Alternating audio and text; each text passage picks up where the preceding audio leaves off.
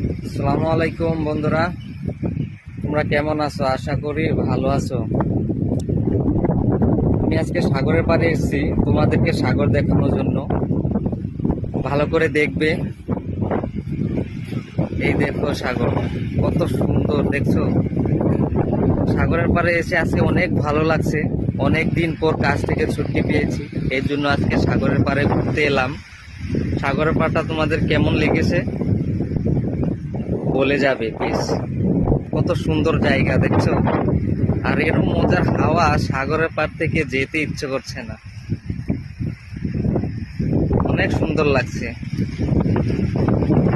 তোমাদের কাছে কিরকম লাগছে বলবে। দেখো কত মজার জায়গা, কত বড় বড় পাথর, দেখছো?